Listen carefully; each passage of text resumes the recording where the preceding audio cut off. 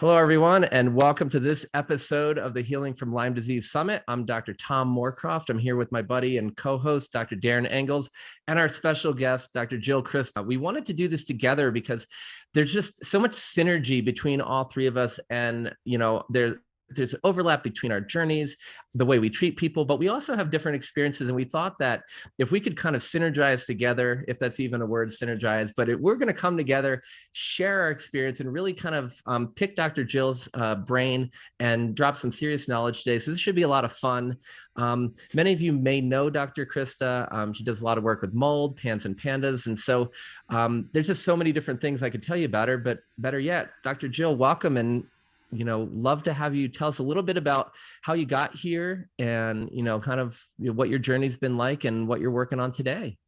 Yeah, thank you. Thanks for having me, you guys. So much fun. I love it. Talking to people that are so aligned. It's so fun. So I ended up starting practice in Southern Wisconsin. My interest was botanical medicine and environmental medicine. Those were kind of my two passion projects. And I found myself in heavy metal land. And so I got pretty good at dealing with heavy metals. And then there's these heavy metal patients that we were doing all the right things and they just weren't getting better. That's when I discovered I'm in Lyme country. And so thought, well, I better get trained in that. So went off to every ILADS conference I could get my hands on. And, applying the principles of functional and naturopathic medicine, find and treat the cause, people tended to get better, except this small group of people. So we kind of ruled out the heavy metals, we ruled out the Lyme. What in the world was going on with this group? And in one of those patients, they found toxic black mold in a remodel. And it had been probably a 10 to 12 year exposure. So of course his gut was a mess, terrible air ringing, pelvic pain, cancer diagnosis, all the things. And that's when I thought, I wonder if that's what's going on with these other chronic Lyme patients that weren't getting better. And sure enough, there was a mold exposure either in their current or past history. And that's when I dug into mold. And it was a lot more than what we learned in school, even though I feel like in naturopathic medicine, and especially because I had an environmental medicine interest, I also did a lot of reading in that, but I really didn't understand mold at all. So that was my big aha, was I think I've been missing mold. And I think a lot of my colleagues are missing mold. And so that's when I kind of got on the mold train. Super cool. I think one of the questions that I always have, and we decided we wanted to talk about that intersection between mold and Lyme, is so many people are like, how do I even know if it's mold, or how do I know it's Lyme? And it looks like Bartonella and it looks like MCAS. And where do you even start? What are the keys? What makes you think about them in the beginning? And then also, what are some of the key differences so we can sort of parse out maybe where we should start with our folks? Right, because the Venn diagram of the two is almost completely overlaid when we look at the symptoms. There are fine differences that pull one apart from the other. With Lyme, we're going to see more migrating symptoms, and that was Dr. Horowitz, was really important in identifying this migrating symptom thing that you don't really see with mold. So if it's strictly mold, I don't really see the migration part. I see exposures. So for a Lyme patient to say, I feel better when I'm out of my house and I feel worse when I'm home, or I feel worse when I'm at work and better at home, that's an exposure thing that gets my brain thinking this might be more of a mold situation. Mold is going to have more respiratory. I see a lot more allergies with mold, which could be sinusitis. It could be also just mast cell related things. But Lyme patients can have it as well. But, there's going to be a lot more respiratory problems with mold. And while you can get joint pain with joint swellings and collagen breakdown, things like that with mold, you don't see it as much as you would with a Lyme Bartonella combination. Yeah. It's tough to tell. Yeah, I'm just curious because, I find in my population of people with Lyme disease, I'd say it's probably 70-75% also have mold illness. And like you said, there's so much clinical overlap. But I'm curious what your experience is. What percentage of your Lyme patients feel like are also struggling with mold illness?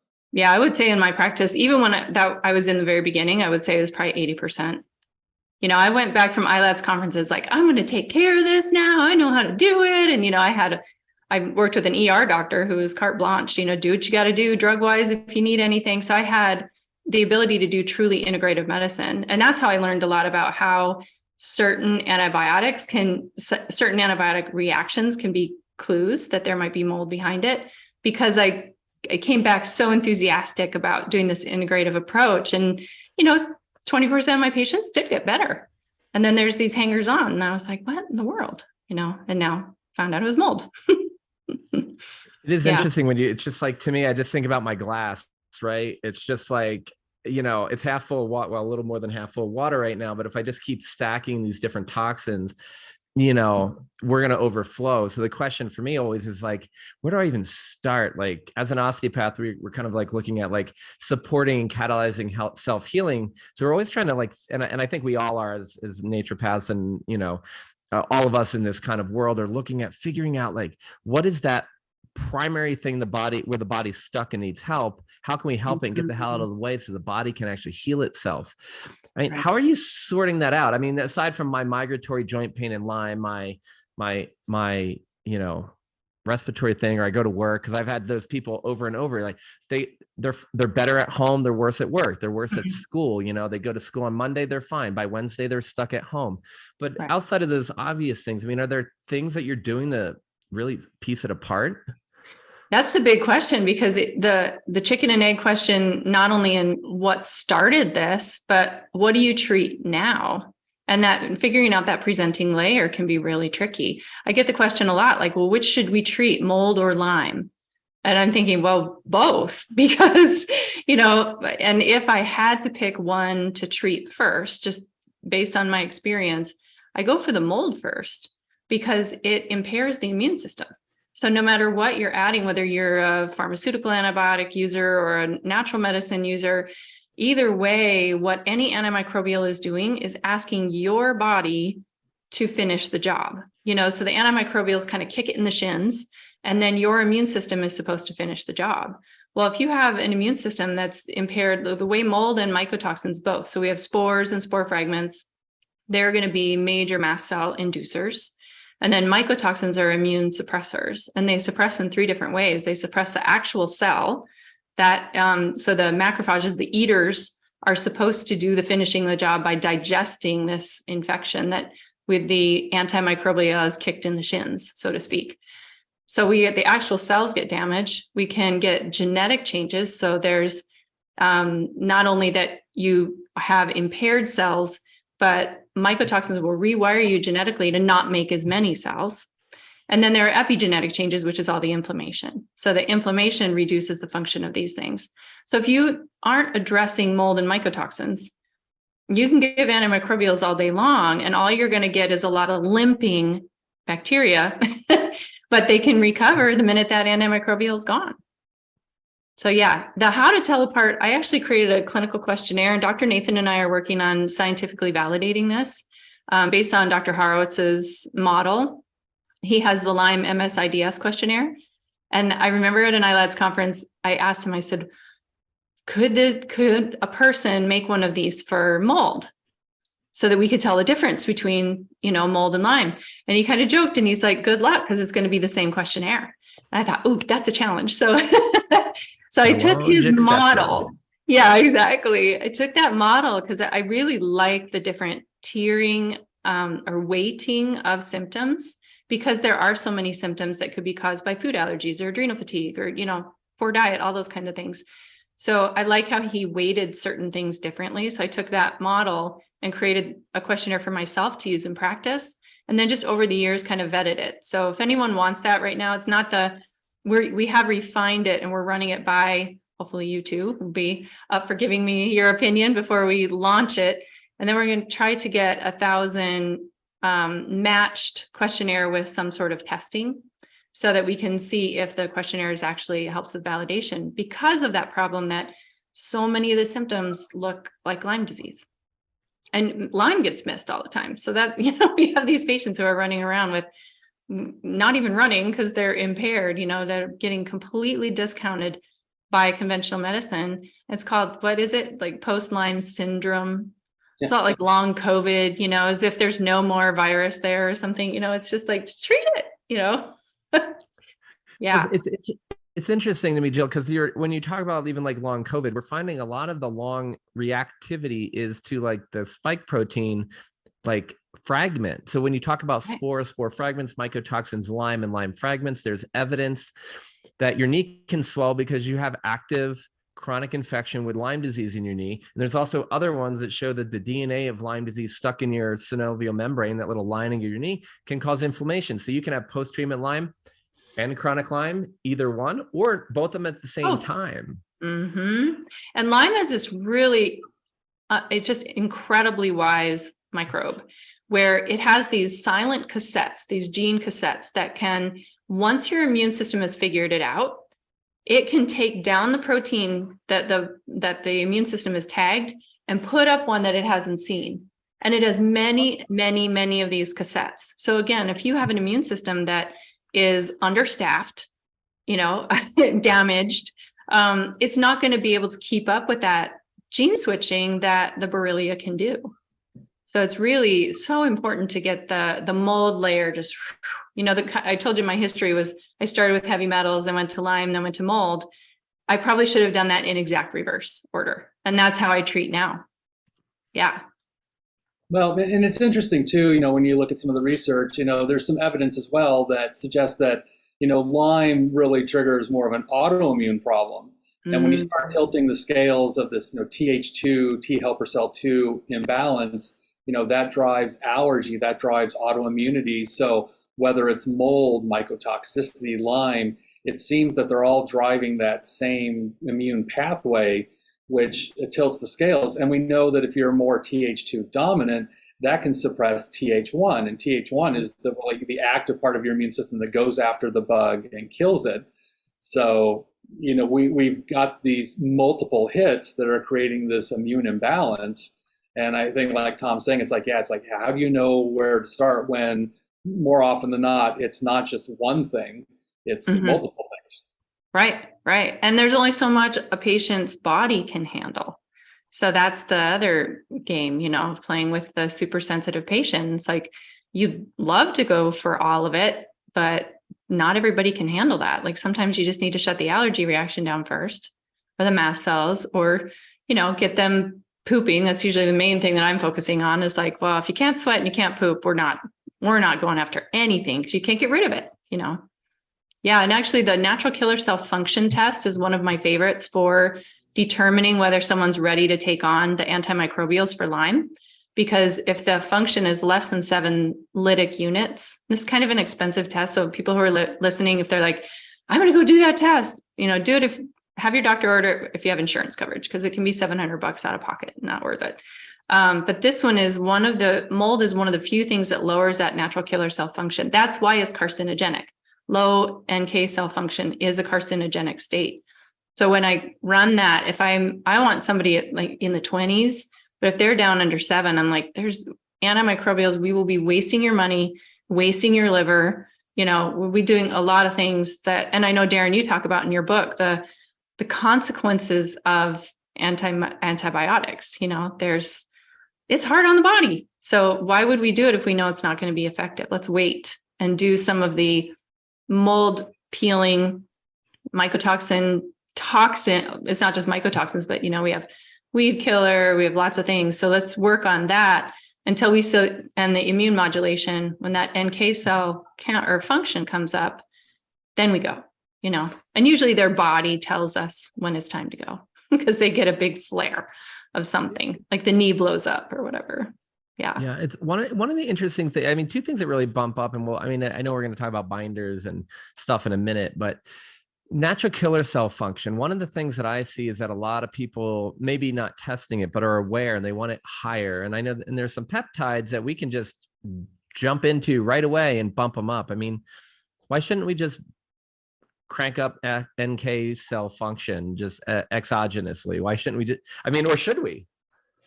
I think that's going to go back to what Darren was saying about the Th17. So a naive T cell will turn into either a T regulator cell or a Th17, depending on whatever soup it's swimming in. So if it's in a lot of inflammatory soup, or if they have a family history of autoimmune disease, or active, or even a dormant autoimmune disease, if that's in their medical history, if we go into those peptides, my experience has been what we do is we shift almost all naive T cells into the Th17.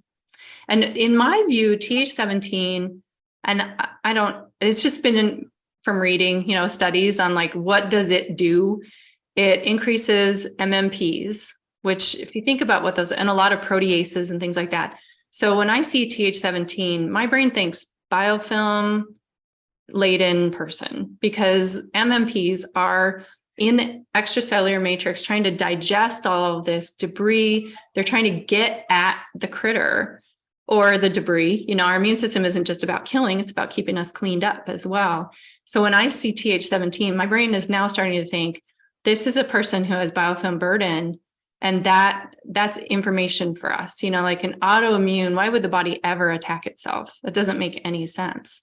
So it's trying to get things peeled and parsed and digested apart so that we can get flow and access of whatever immune cells, nutrition, those kind of things that the body needs. Yeah. One of the things that you remind me of too is, and I love talking about, because I know we've talked a lot about PANS and PANDAS before, and this autoimmunity driven by inflammation or by infection. But when we look at group A strep and the work that's been done, around 2015 with looking at, sort of recurrent strep infections in the nose and the throat, leading to congregation of our own TH17 cells primed to clean up the group A strep, but our own cells are traveling up the nasal lymphatics, the nerve of smell, back into the brain and causing this autoimmune brain inflammation and subsequent behavioral disorders. One of the things that I've pondered a lot is, I think, because one of the places that we're focusing so much on in mycotoxin treatment and mold illness is our nose. And I would love to see somebody researching. I'd love to hear, Jill, like what your experience and clinical gestalt is in terms of like, hey, if we have a chronic nasosinus biofilm, why wouldn't we have TH17 cells congregating in our nose to mold toxins? Right. Then leading to autoimmunity, which is something we're not always talking about, as autoimmunity being driven by mold. So yeah, that's if you do energetic testing in chronic ill people, the sinuses are frequently an area of frequency disruption. Like they become a barrier to things being able to flow. Like it's so commonly tweaked in the sinuses. And what we know is that intranasal infections of all kinds, not just strep, but every virus, mold spores, spore fragments, they preferentially generate TH17. And that goes back to my thinking of like, this is a very high touch area. This is our first interface with the air is our nose. And we have things there that defend that. And the biggest thing is snot. Snot is full of digestive enzymes, proteases, salts, all these things that are supposed to be degrading, breaking down. And then, we just can absorb these things, make them into nutrients. Well, TH17 that's where I get this idea of like, it's an anti-biofilm T cell, because it's right there too, where we can develop a lot of biofilm. But so if you think about it, it's like, it's not with PANDAS and PANS, it's not strep getting into the brain. It's strep inducing this TH17, which can get the nose elevator to the brain. And why I put a lot of focus on mycotoxins is because they're fat soluble. They evade the snot. They actually get taken up by snot. And so do BPAs, so do other types of fat soluble toxins that we have, chemicals, that kind of thing. And they get that free ride, because this is, we have to start thinking about smelling as a form of physical contact. The way we smell something is this, smell nerve goes away from the back of our brain. It takes kind of a circuitous route and then goes up, and then bare nerve fibers come down into our nasal passages so that we can smell things. And we smell things by that molecule coming and actually touching that nerve fiber. And if it's touching it, it can absorb it if there's not a good enough defense. So antihistamines, it's always this tricky thing with mold. Like if they have mold and mast cell activation, it's like, well, if we give an antihistamine, now we're compromising that first barrier by drying up the snot, because, snot's really powerful stuff. Yeah, we're going there. Let's go all the way. Can we actually talk about bottoms as well? For the PANDAS PANS group, a lot of the kids that are continuously getting strep exposures, it's from their own bottom. Strep perianitis is a highly underrecognized cause of a kid having pandas and pans. And it's very tenacious. It has to be treated topically and systemically, re-swab, recheck, make sure you got it, because they will just continuously bring it up to their tonsils. And then you have a kid who's, facing tonsillectomy when really they still have a strep infection that's not being addressed. Well, I've also heard people getting, messing with the dog, getting the conjunctivitis and stuff like that. I mean, I think what you're saying is really important, because it's one of those things that just reminds us we should all have a bidet at our house, really clean our bottoms really well. Definitely. I've quite a few pandas kids that I work with that do, and that because they do worry about that very much. They have a lot of interesting. Like, I'm goofing around a little bit, but we're kind of being serious, because like you can clean your bottom before you just get a little bit of the water off. And it's like it's like, hey, wait, like, it's the one thing in our in sort of our modern culture that hasn't been updated. We update our phone, we update our stoves, we update how we cook our foods, we update how we clean our foods. We went from raw to pasteurized, ultra pasteurized, which I don't completely agree with ultra purifying everything, but we've upgraded like everything we do on our entire body over the last, century or so, but we're still just like wiping our hands with this like crappy ass little tissue that's going to rip a hole in it. And then we're going to have to, no one sits there. Well, maybe somebody does, like scrubbing their hands afterwards. Right. And then the thing that can actually clean it the most is the most dangerous thing to put on your hand. So why not just upgrade how you clean your bottom? Yeah, good. I love it. No one thought we were going there today. I did not. I'm glad we did, though, because it's so important. It's so, that's what a lot of the pandas pans kids that I work with, the families, like when COVID hit and everybody started cleaning everything, they were like, thank goodness, door handles and a lot of kids who had frequent hand washing as their symptom, it went away. Frequent hand washing is them washing their hands for everybody else who's not doing it, because everything they touch, they're having to deal with it. But it's interesting too, Jill, because like you just triggered for me. What about like, we're looking at our kids and we're saying that's OCD, right? We're saying frequent hand washing is OCD. And I just wonder if sometimes the thing is, maybe it's their body is creating this, maybe it's an over OCD thing for real, but maybe the driver behind it is actually a clinical sign. Yeah. And I write about that in my book, that if we look at the compulsion, so there's an obsession, OCD, people don't really think about like, what does that mean? Obsessive compulsive. So obsessions are thoughts, compulsive is the action. If you have a kid who doesn't have the vocabulary and they haven't been in their body long enough to know that there's been a profound shift, they're showing you through their actions what's going on. So if you have a kid who has extreme adrenal fatigue as part of their pandas pans, they will need to hold you and the whole family hostage to the routine of life. Like they absolutely need everybody to do the same things over and over again, because adrenals love routine. Routinizing life is like the easiest thing to do for an adrenal fatigue person. And the more it's sort of like toilet training, the more you give the body the thing, like waking up at the same time, eating your meals at the same time, going to bed at the same time, even if you don't sleep yet, get in. And, that whole routine thing, a pandas pans kid, you will know that they need adrenal support when they're doing that. You will know they need immune modulation if they're washing their hands incessantly.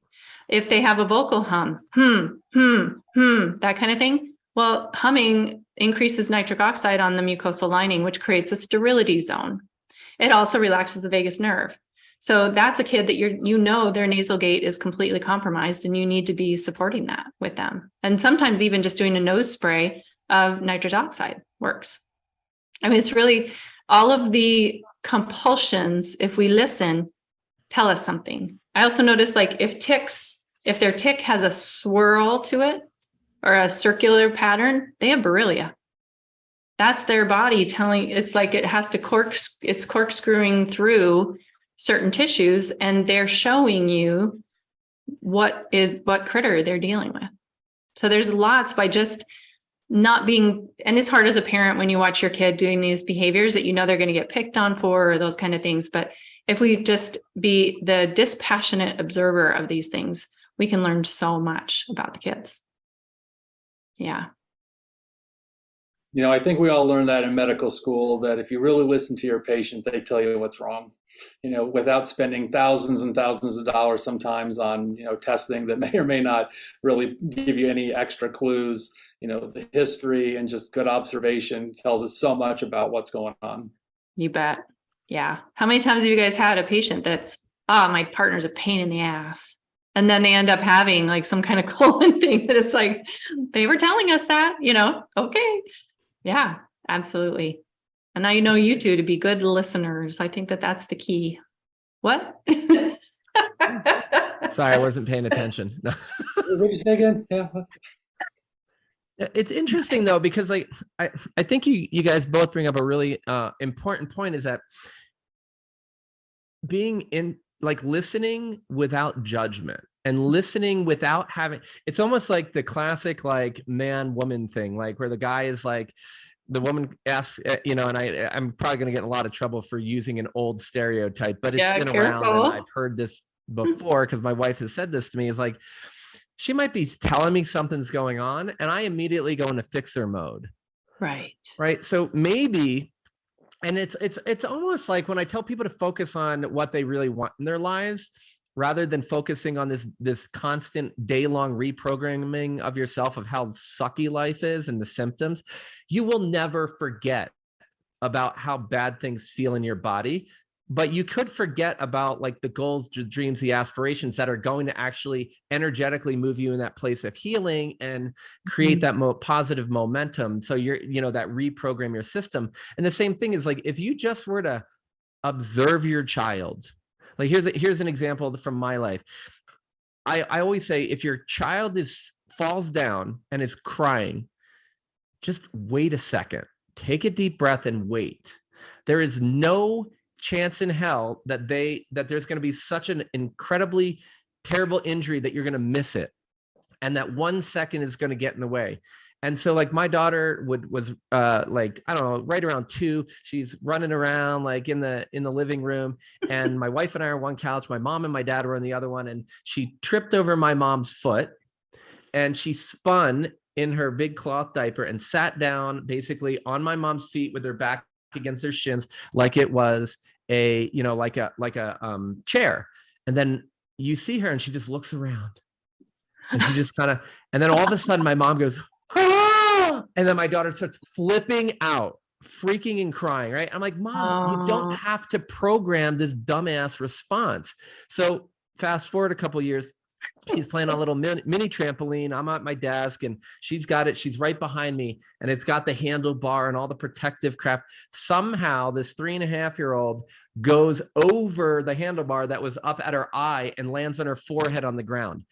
Let me tell you, that crying and that experience, I was next to her in a split second. Your body knows the difference between the emergency and just it's okay. So maybe we can learn from that and step back a little bit.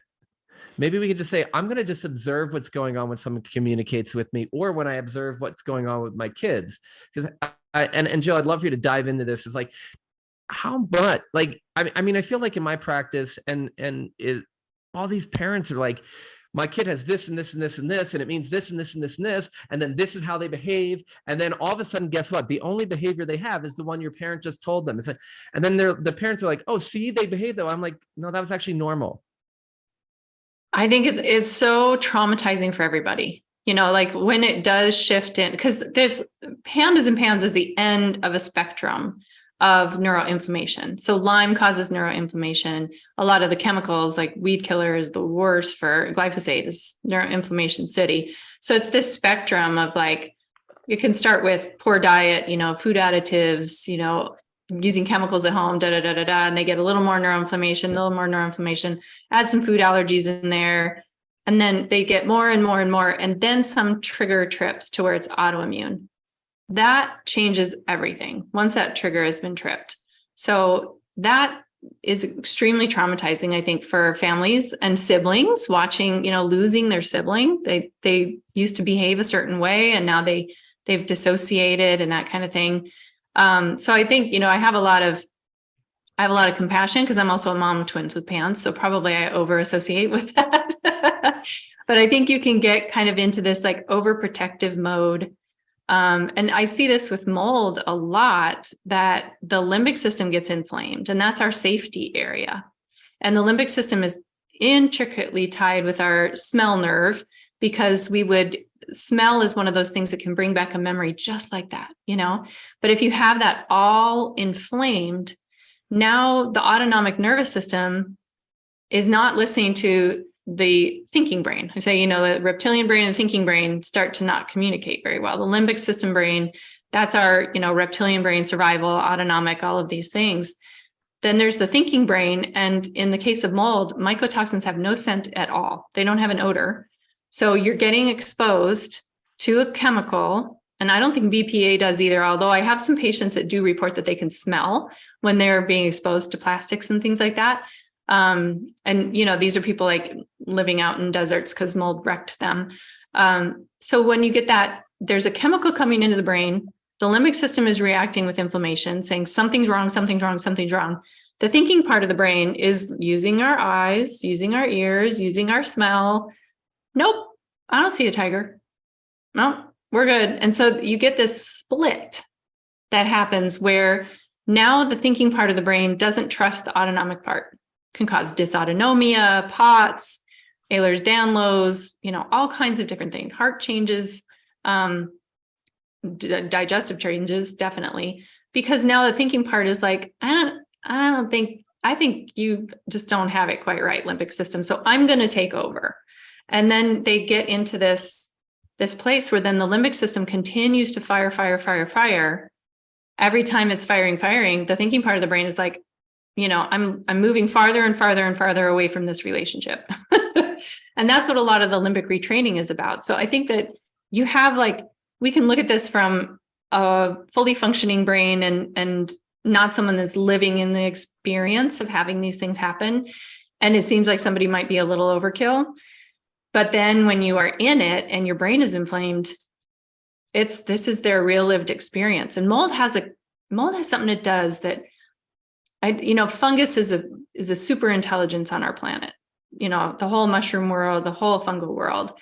Mold has something where it brings you, and maybe you invite it into your life because you needed some things. It's a good composter. It helps you digest previously living things. It helps you digest things that aren't functioning and useful for you anymore. I know I did when it happened to us in our own home, which was the impetus for writing my book, that I was not addressing some grief.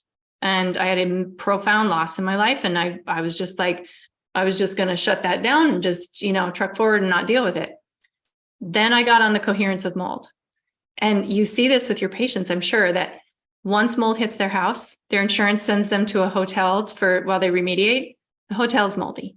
They buy a new house, the new house has mold. They move from their apartment to another apartment, that next apartment has mold. Their office moves them to another office building because they have mold in that office building. They're reacting, that one has mold. It's just like something happens where we get on the same coherence. And I have a guided visualization for people. It's completely free. It's on my website. It's called the Clarity Pep Talk, because I've noticed this pattern over and over and over again. And I was like, oh, this is energy. Oh, I've been treating this the wrong way. I've been treating this on the chemical level, and this is a frequency problem. And so by getting people and adjusting their frequency to no longer being on the same radio station as mold, get off that frequency, and then miraculous things happen. Suddenly their insurance puts them into a clean hotel room. The partner that never could smell mold, they go to look at a new house and the partner says, this place is moldy. It's like, whoa, what? You're finally smelling it? So these are things that are happening over and over and over again with my patients, that it just makes me realize what you're talking about, Tom, with your question of like, how much of this is, quote, bad parenting, or how much of this is overprotection, and how much of this is emotional, how much of this is limbic system looping, how much of this is frequency. It's going to be different for everybody, but I do think that there is something very real that is happening in the brain that is causing this split. And for some people, they need limbic retraining, they need mindfulness meditation like the Gupta program, or I like to use frequency specific microcurrent. But it's interesting. It's a frequency medicine. So is meditation. It's a frequency medicine. So it's something that helps get the two sides of the brain talking again, so that they're actually using a thinking, cognitive, organized part of the brain, and not the autonomic, reactive, life isn't safe part of the brain to make decisions. Long-winded answer. I think it's amazing. And there's so many different parts to talk about. And I mean, I think that's a large, it comes up so often in the summit. I mean, one of the questions I have though is just about like support groups, because what you just said, I think really needs to be highlighted. When you get on the frequency of mold, you get more mold. So what are the ways that we can kind of take that and turn it around? Because I mean, I feel like support groups are, in my opinion, typically not the most supportive places if you actually want to get better. So, I mean, aside from downloading your meditation and stuff like that, how can you start to change that? Or what habits should someone develop so that they don't become a moldy or a limey? Right. Exactly. And I would be interested in your guys' opinion. Do you think Lyme does the same thing, Lyme and co-infections? Do you see people, it's hard because that was a great question. How many of them just have one? How many people are like pure mold or pure Lyme? And not very many.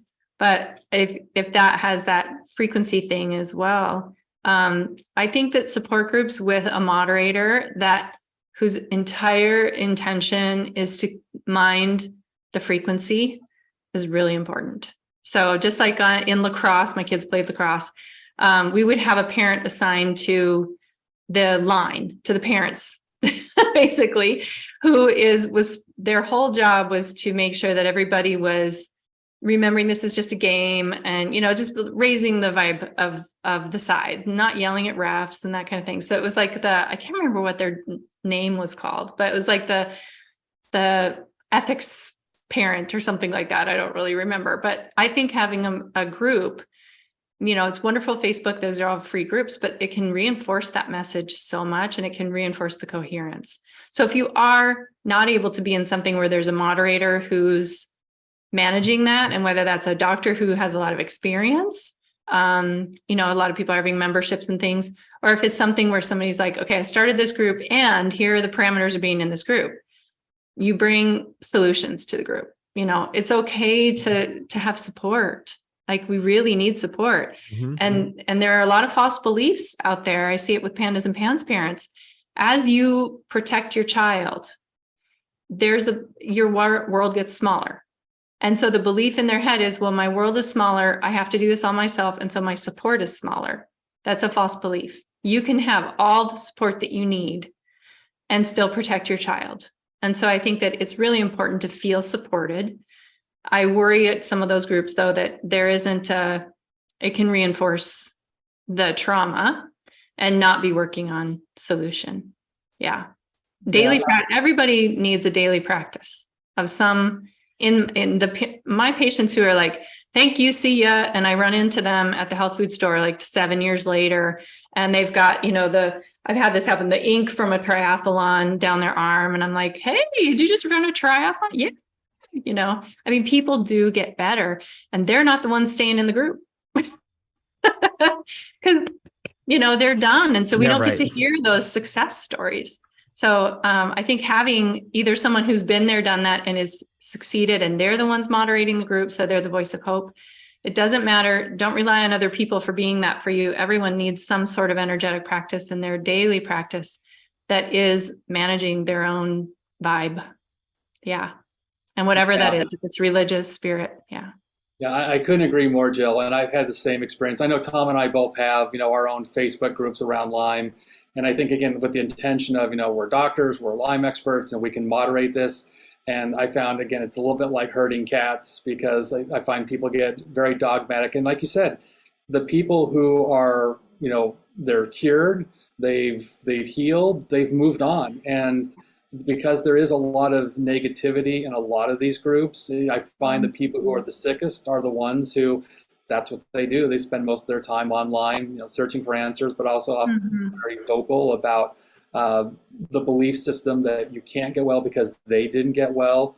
So I always warn my patients to be very cautious with any kind of online presence because there's a lot of false information, there's bad information, but more importantly, I think it's important to surround yourself with people who lift you up, who bring you up.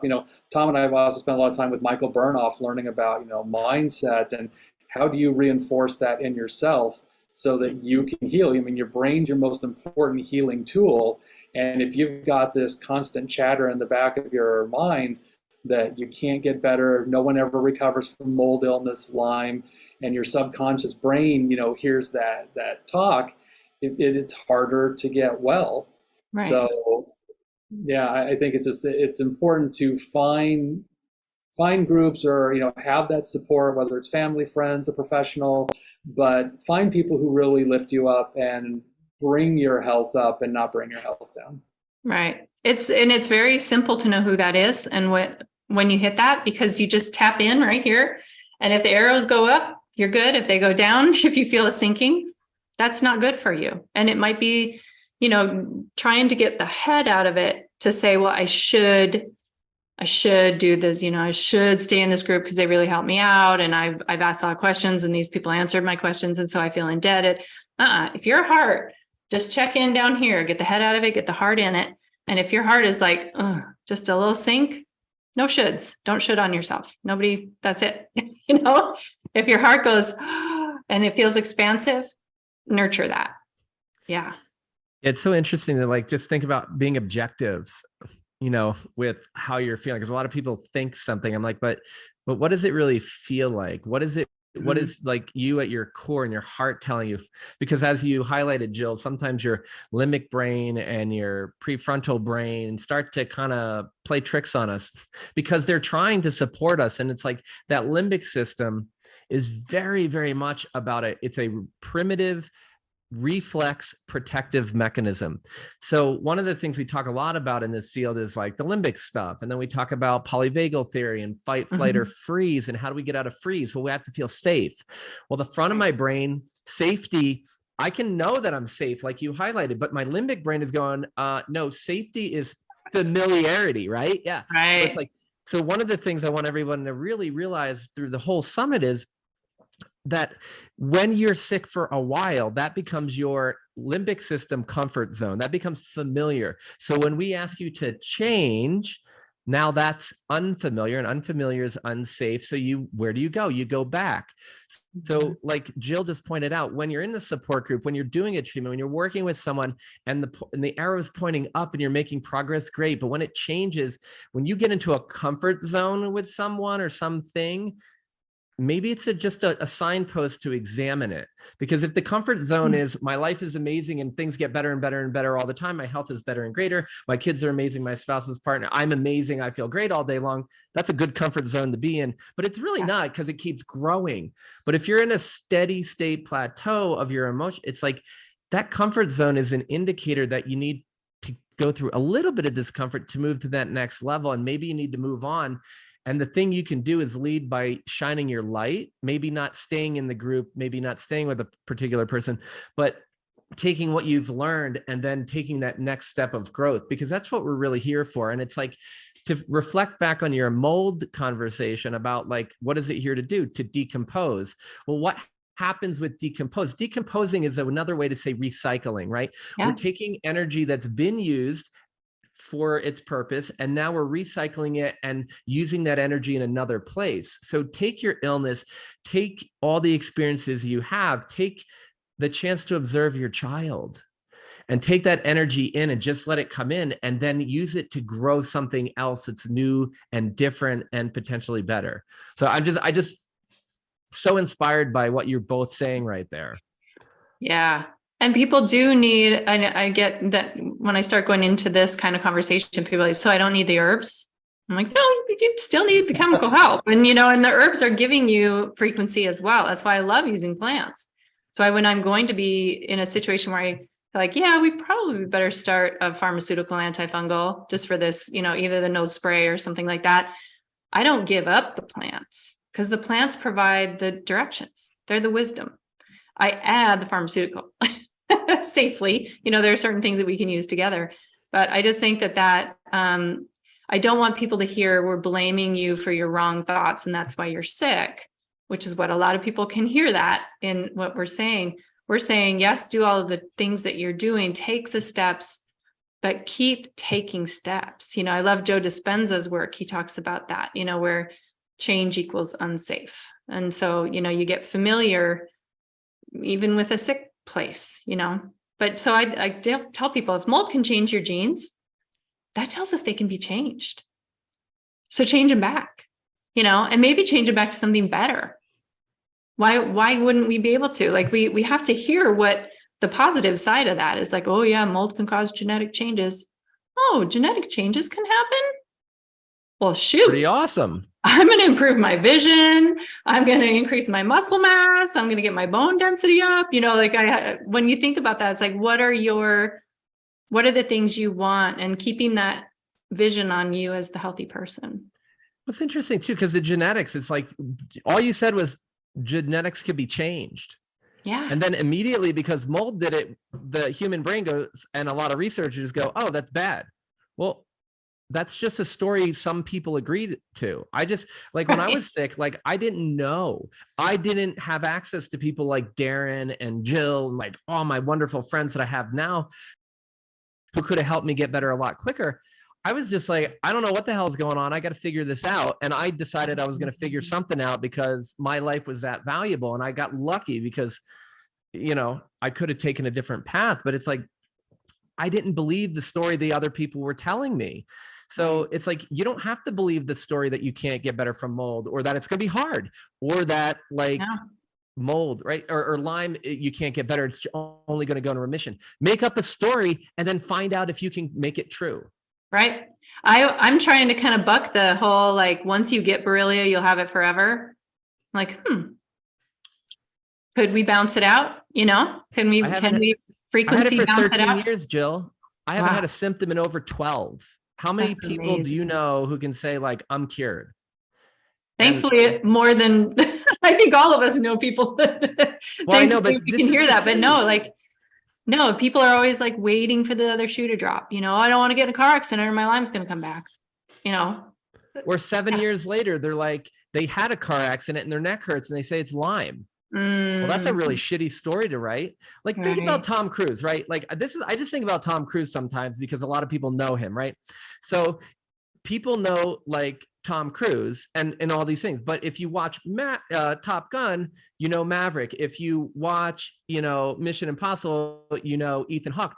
But they're almost the same person, right? But it's interesting that actors and actresses study a script so well that they become that person so precisely that we associate them as a human being as the actual fictional character in a story. Right. It's because they have read the script to the point where they can say it without actually reading it again. So if you're saying a story, I've got Lyme, I've got mold, I've got this and that, and so much so that you don't need to read the script anymore to regurgitate it. If you don't like that story, just write a new one and learn that script better than the old script. And that's gonna, because for me, I was 70 to 75% better before I found the people, and also before I created the opportunity to meet the right people, where the meds and the herbs were necessary and could work, because I changed my frequency, and then I could invite in the frequency, the herbs and the meds, and I was only given ones that resonated with me. So don't be comparing yourself to somebody else's protocol, because this, I know I went off on a completely different tangent when I asked about the support group, but fuck, you do not need what someone else needed. You need what you need. Yes. And I love that example. But what I hear in there is something that I'm often telling my patients, because we have really hardworking patients and they want to do the best that they can. And they work very, very hard. But you have to get your inner rebel up. Like, you have to get some, that thing in there that says, I'm going to fight. I'm going to fight for me. And, Darren, you have these beautiful Instagram posts that are just so inspirational, but what's behind it is kind of this, like, you're understood. And also, like there are people here that can help you. You gotta get that inner fight going, get the rebel. Love it. couldn't agree more. I mean, this is your life. And, I tell all my patients, I said, look, this is the beauty of being human. It is literally built into our DNA to heal.